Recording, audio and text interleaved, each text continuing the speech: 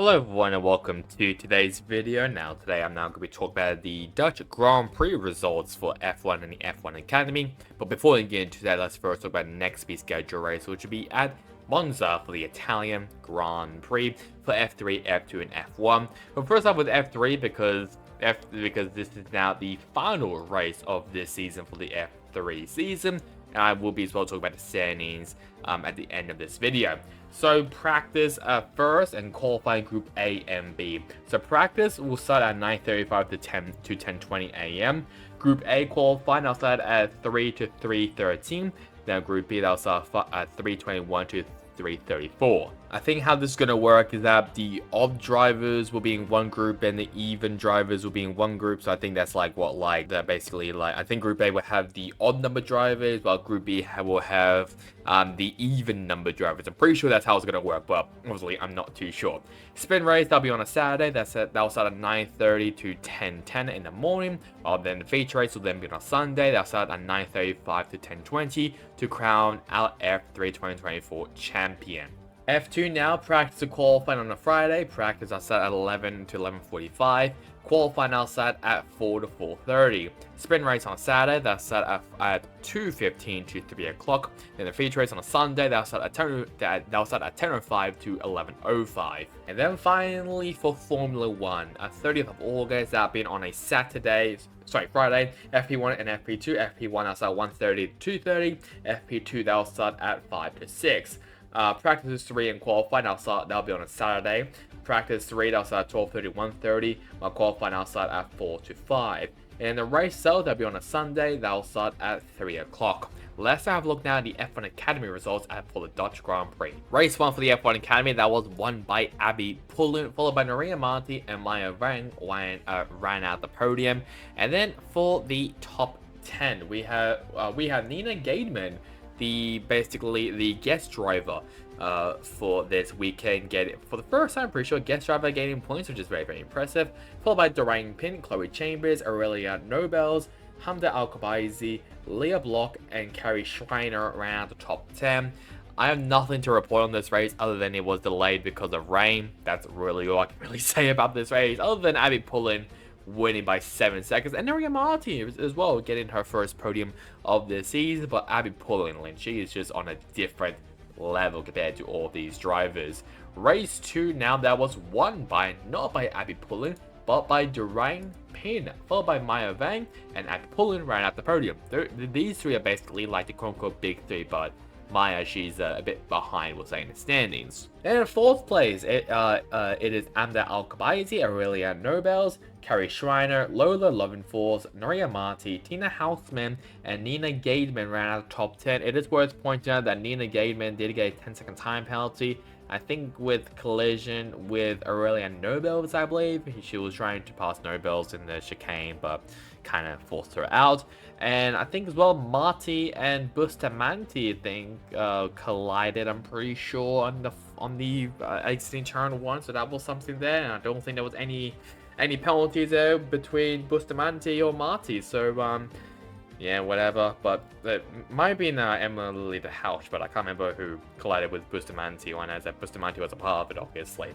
But that's like really goes well report on race 2, other than Pullen losing the win over Doreen Pin and Maya Vang. So that's really all I can say. Standings wise, now Abby Pullen still in the lead by a hefty margin over Doreen Pin, followed by Chloe Chambers, Maria Marti, Maya Vang, Hamda Al-Khabaizi, Bianca Bustamante, Jessica Edgar, Aurelia Nobels, and Carrie Schreiner ran top 10. The F1 Academy will be back at Singapore, so they basically have a bit of a break up until Singapore, which will be a very, very good race, hopefully. Let's have a look at the F1 results. Well, there goes Max Verstappen's win streak as Lando Norris gets his second career win and of the season as well, followed by Max Verstappen and Charles Leclerc ran at the podium. Then we have Oscar Piastri, Carlos Sainz, Sergio Perez, George Russell, Lewis Hamilton, Pierre Gasly, and Fernando Alonso ran out the top 10. Then we have Nico Hulkenberg, Daniel Ricciardo, Lance Stroll, Alexander Albon, Esteban Ocon, Logan Sargent, Yuki Tsunoda, Kevin Magnussen, Valtteri Bottas, and Zhou Guanyu ran out the top 20 in the field. Yes, no retirements in this race. Well, there was some strategy. I mean, the Ferrari actually had a good strategy with Leclerc and Sainz. Did McLaren maybe pit Piastri a bit too late? Possibly. I don't know what else to really report as well. Russell, he was kind of nowhere. Hamilton made up the most spots of this race, having 6. While the biggest loser, as I'm looking right now, was Yuki Tsunoda, who had a horrendous time. And apparently as well, Bottas kept pitting and pitting. And I think at some point it was like 12th place, I'm pretty sure, but fell down the order.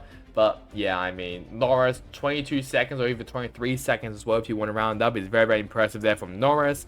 I wasn't really a fan of the social media for F1, basically putting in like a statement made from Norris. Well, even though drivers like Vettel, Rosberg, Hamilton have done it beforehand, and other drivers as well, and they didn't really deserve it. But whatever, that's for a different topic. But cool. I mean, it's great that Norris wins. Maybe a legitimate one for quite a few fans, as of Miami. Some people can definitely say that was definitely handed to him. But it was a very, very good race there from Norris.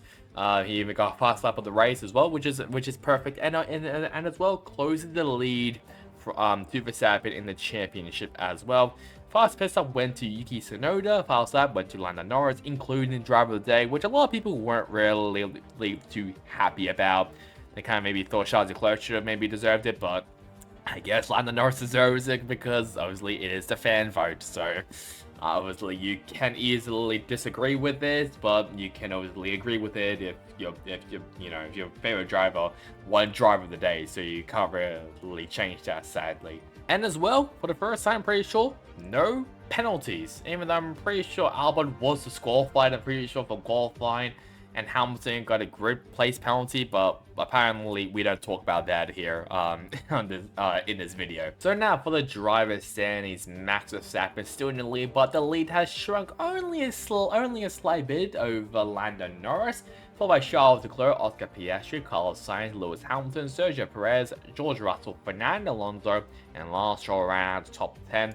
Then for the other drivers, we have Nico Hülkenberg, Yuki Tsunoda, Daniel Ricciardo, Pierre Gasly, Oliver Bierman, Kevin Magnussen, Esteban Ocon, Alexander Albon, and the drivers who have not scored a point yet, that being Zhou Guanyu, Logan Sargent, and Valtteri Bottas. And only one change as well in the driver's standings, that being Pierre Gasly moving in front of Oliver Bierman. And for the constructors, it is still the same with Red Bull Racing, McLaren, Ferrari, Mercedes, Aston Martin, RB, Haas, Alpine, Williams, and Stake. And for the F3 standings, obviously, as this is now the finale race for F3, it is currently 1 point deficit between Lina Fanaroli and Gabriele Mini, followed by Luke Browning, Arvid Lindblad, Dino Beganovic, Christian Mansell, Oliver Goethe, Nicola Solov, Noah Leon, and Callum Boyes around out the top 10. Now, I'm pretty sure by my calculations, I know very nerdy, the top 7 having contention of winning the championship. Well, in actuality, it might just maybe be the top 5. Mansell and Goethe needs a miracle to win the championship. But I think it's mainly between Fanaroli, Mini, Browning, Lindblad, and Beganovic. I think those 5 are the main contenders, while Mansell and Goethe probably have an outside chance of winning in this championship. So just a reminder, the next few schedule race, which will be at Monza for the finale for F3, F2, and F1. It's not like now, guys, to like, comment, and subscribe. It will really help me, especially on this channel. Whoever wins F3, may the best be with you, obviously, as I think they will most likely be contention of an F2 seed next year. So that's really about it for me. Hope you guys enjoyed it. Catch you guys next time in the next one. Goodbye.